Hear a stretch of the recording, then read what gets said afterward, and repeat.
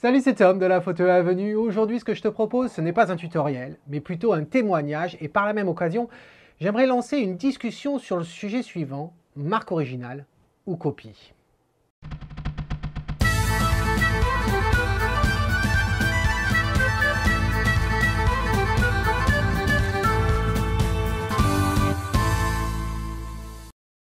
Alors l'histoire en fait commence à mon retour d'un stage photo que j'ai organisé ici en Écosse à la mi-octobre 2019. Je n'arrivais pas à mettre la main sur ma télécommande filaire pour mes Canon 5D Mark IV. J'ai cherché partout, dans la maison, dans la voiture et dans tous mes sacs. Et comme tu le sais, oui, j'en ai plusieurs. Mais voilà, aucun succès. Donc pendant les 2-3 mois qui suivent, eh bien, je me trouve obligé à utiliser la fonction de retardement de l'appareil photo pour minimiser les vibrations lors de mes prises de vue. Tu as dû le remarquer dans les vidéos d'ailleurs. Comme toute solution de contournement, eh bien, cette fonction, certes, elle fonctionne, mais ce n'est pas non plus l'apothéose. Alors, à la mi-janvier, eh bien, je décide enfin d'investir dans une autre télécommande filaire. Alors, si tu te demandes pourquoi choisir une télécommande filaire en 2020 plutôt qu'une sans fil à infrarouge, eh bien, en fin de compte, c'est pour deux raisons. La première, c'est qu'une télécommande sans fil, pour Canon, eh bien, utilise l'infrarouge. Et le capteur lui-même, infrarouge, se situe devant l'appareil. Et je trouve que c'est vraiment pas pratique, car généralement, moi, je me situe à l'arrière de l'appareil. Et en plus, je trouve que le déclenchement, eh bien, il n'est pas toujours efficace à 100%.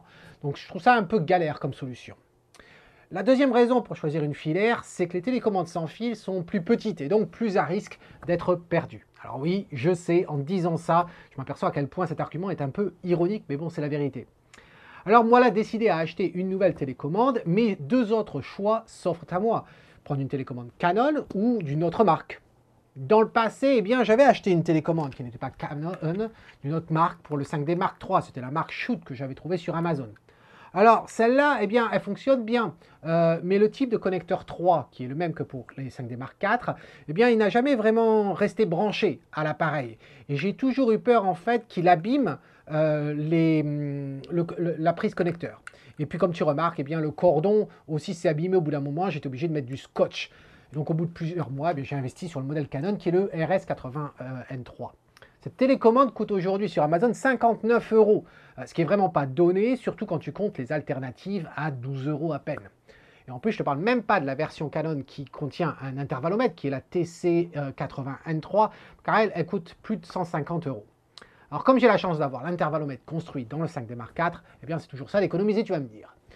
Donc vu le prix quand même de 59 €, eh bien je décide de regarder sur le web pour voir si je peux trouver une offre moins chère. Et bien sûr, ceci m'amène sur eBay. Et là, je trouve la télécommande Canon neuve pour à peine 9,99 €, soit 12 €. Donc je décide de la commander. J'avoue que j'étais très intrigué par cette différence de prix. Bref, 59 € contre les 12 €. Donc je la commande. Quelques jours plus tard, eh bien, je la reçois par la poste. Et je la reçois eh bien, dans sa boîte. Voilà. Et là, ben, je suis content. Je suis assez content parce que du coup, ben, j'ai fait une affaire. Effectivement, il n'y a plus de doute. C'était bien, comme ils avaient annoncé sur eBay, c'était bien la télécommande Canon. Voilà, c'est bien écrit Canon partout. Et il n'y a aucun souci. Il y a même le code barre avec le numéro de série. Donc, tout est bien.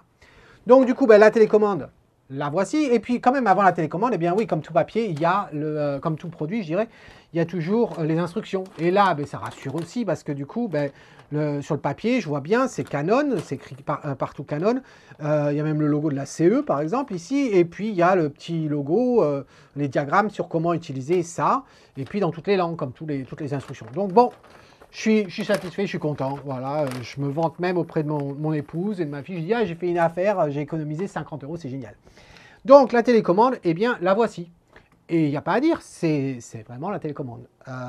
Je l'ai utilisé, ce type de commande, celle que j'ai perdue, depuis des années déjà. Et donc, bon, aucun souci là-dessus, c'est exactement la même.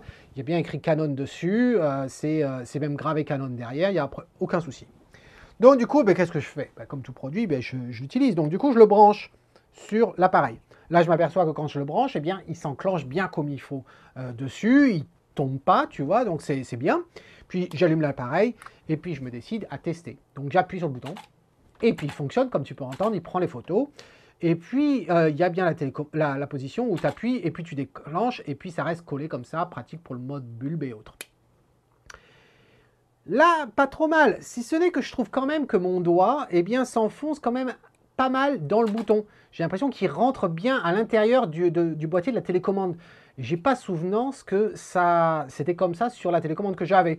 Mais bon, tu sais, les souvenirs, hein, ça change très rapidement. Tu perds les détails. Et bon, je dis bon, ok, c'est bon, je suis satisfait, ça marche. Et puis je m'apprête à la retirer. Ah! Et là, en effet, je trouve que c'est très difficile à le retirer. Et je t'avouerai que celle que j'avais achetée sur Amazon il y a quelques années de ça, qui contenait l'intervalomètre, puisque c'était pour mon 5D Mark III, eh bien, elle, c'était l'inverse. Elle avait du mal à tenir. Et j'ai toujours eu du mal à positionner à cause de ces 3 petites aiguilles qu'on a là sur ce connecteur. Et là, je me dis, mince quand même, c'est dur à retirer. Et là, le doute s'installe. Le doute s'installe, on revient, on va dire, sur est-ce que c'est vraiment la version Canon? Est-ce que ça ne serait pas une copie? Alors, qu'est-ce que je fais? Comme je suis un utilisateur Prime de chez Amazon, je décide de passer la commande chez Amazon. Donc, je reçois la télécommande le lendemain. Voilà. Merci Amazon. Et je reçois la télécommande dans sa boîte. Voilà. Et si on prend cette boîte-là et qu'on met la boîte de eBay, eBay ici, Amazon ici, on s'aperçoit en fin de compte que les boîtes, c'est les mêmes. À la différence que ici, il y a quand même une petite bande bleue. Voilà. Et puis, quand on y regarde de près, on s'aperçoit que c'est les mêmes images. C'est le même texte partout, c'est les mêmes images. Seulement l'image sur la version eBay, elle est beaucoup plus contrastée que cette version-là. Quand je dis contrasté, c'est un noir, mais on dirait presque qu'il y a du rouge. Il y a des sortes de petits pixels de couleur dans le noir. Voilà. Mais bref, derrière, on s'aperçoit qu'il y a les numéros de série. Bref, sur la version Amazon, il y a un sticker qui a été collé par-dessus, mais on voit bien qu'il y a les numéros de série derrière, etc. On remarquera quand même que sur cette version-là, il y a le symbole du recyclage, de la CE, mais comme celui-ci venait d'Asie, eh bien, je me dis ça doit venir de là, qu'on n'a pas le symbole de la communauté européenne. Voilà, rien d'exceptionnel. Alors après, bien sûr, je regarde le fameux fiche d'instruction. Et là, je m'aperçois que, déjà, c'est pas le même papier. Le papier, on va dire Amazon, c'est en fait un papier qui est un petit peu plus satiné. Et comme on peut trouver sur beaucoup de papiers de notice, quoi. Et puis, je m'aperçois que, très curieusement, sur cette version-là, il n'y a pas beaucoup d'endroits où on voit Canon. On voit Canon ici écrit en bas. Et puis on le retrouve uniquement, en fait, sur les diagrammes, sur la télécommande ici, et puis un petit peu sur l'objectif. Là, il y a un petit appareil, alors attends que ça se mette voilà, ici, il y a un petit appareil avec l'objectif sur le côté. Sur le côté, on détecte un petit peu Canon. C'est les seuls endroits où il y a marqué Canon dessus. Et du coup, je trouve ça étonnant, parce que la version que j'avais reçue sur eBay, eh bien, en fin de compte, à chaque fois qu'ils avaient traduit les instructions là, toutes les colonnes, il y avait toujours Canon décrit partout. Donc, il y avait du Canon à fond. Ok, bon, je me dis qu'après tout, l'emballage peut être différent du même produit parce que, voilà, c'est une question d'imprimeur et puis de région aussi, voilà, et puis le produit, ça fait pas qu'un an hein, qu'il existe, ça fait plusieurs années, et donc du coup, ils ont peut-être changé le packaging, voilà, rien de sans plus. Donc du coup, je prends la télécommande de Canon, enfin d'Amazon, et puis quand je la compare à celle de eBay, donc eBay ici, celle-là d'Amazon, c'est vraiment kiff bricot, il y a les mêmes couleurs, il y a les mêmes textes. À l'arrière, ce qu'on remarquera quand même, c'est qu'à l'arrière de la version à Amazon, il y a donc gravé Canon Inc. à la fin, c'est comme ici, pareil. Mais là, on a une autre gravure avec la communauté européenne et puis le recyclage ici, là, qu'on n'a pas à cet endroit-là.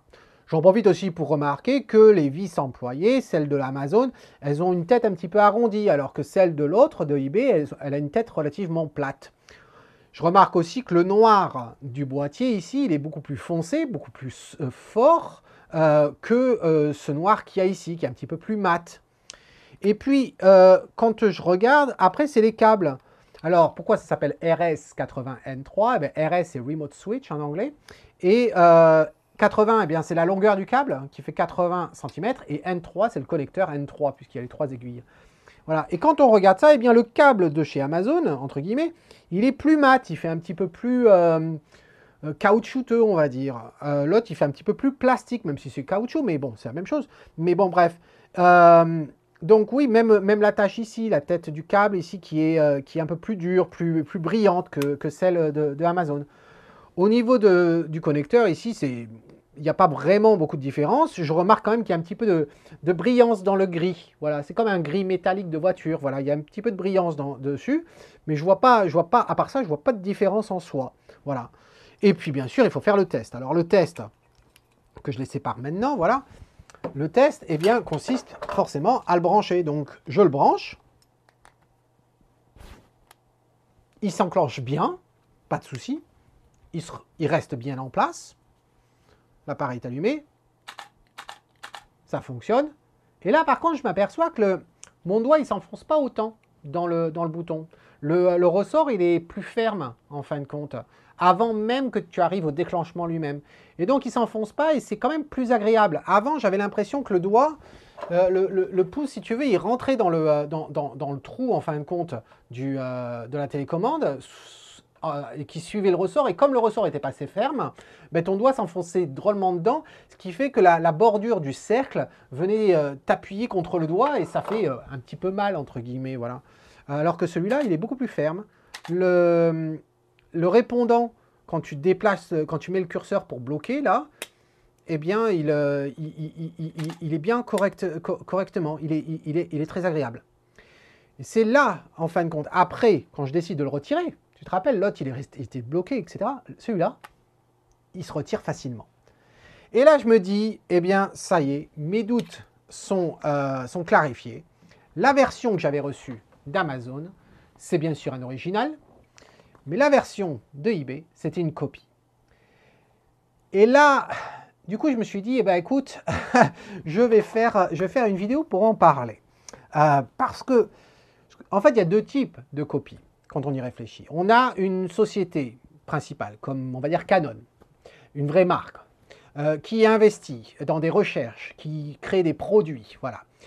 Ça coûte de l'argent de faire des recherches, il y a des heures d'homme, etc., il y a le produit lui-même et tout. Ils sortent un produit.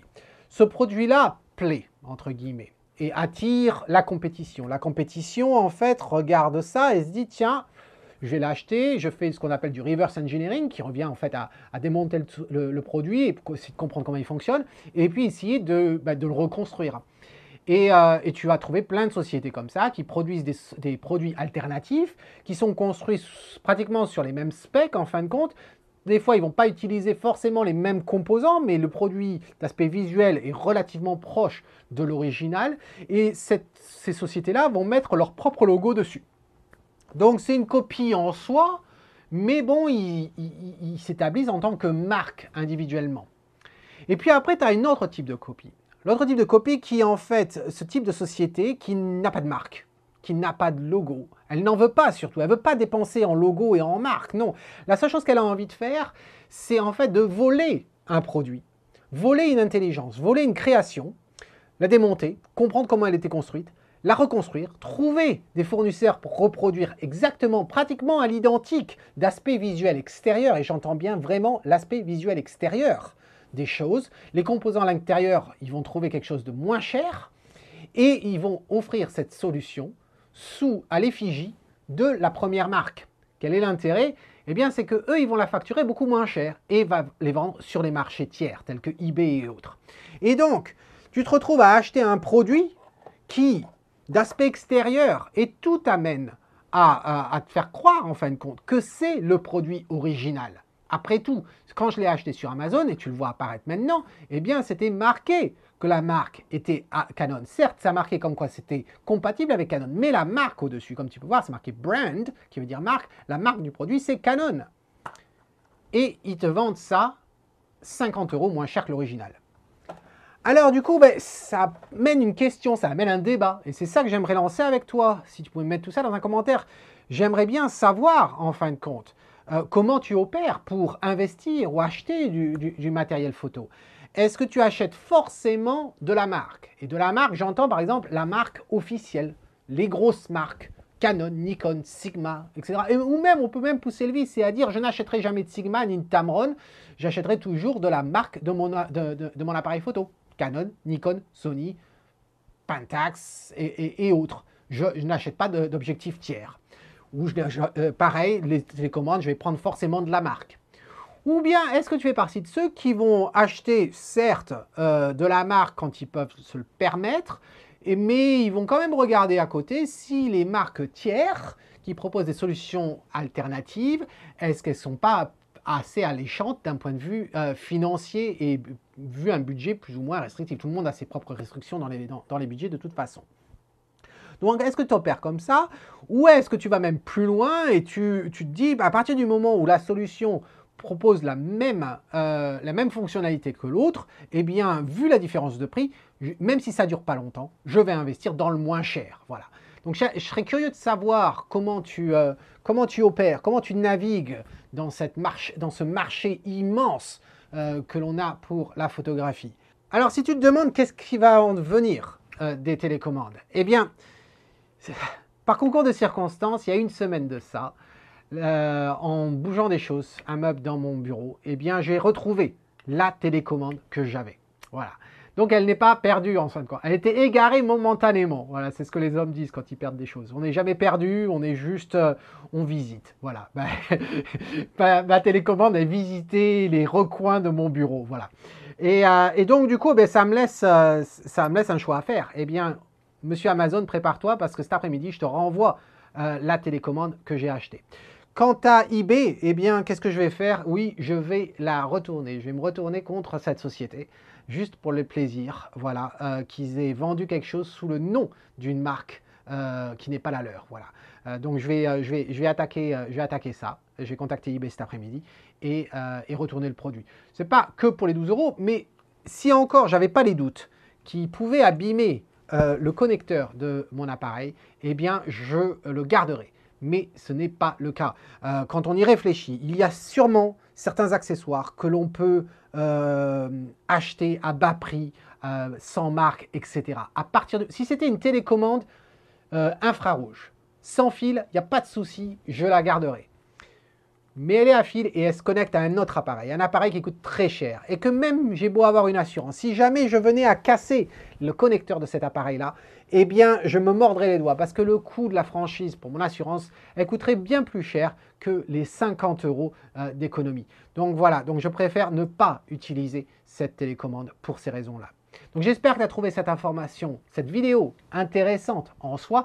N'oublie pas de me raconter, de donner ton propre témoignage dans une description, dans des commentaires sous la vidéo ou sous l'article blog qui accompagne, comme d'habitude, cette vidéo sur le site de la photo Avenue. En attendant, eh bien, cet homme qui te dit si tu aimes ce que tu vois, eh bien, capture-le. Cheers!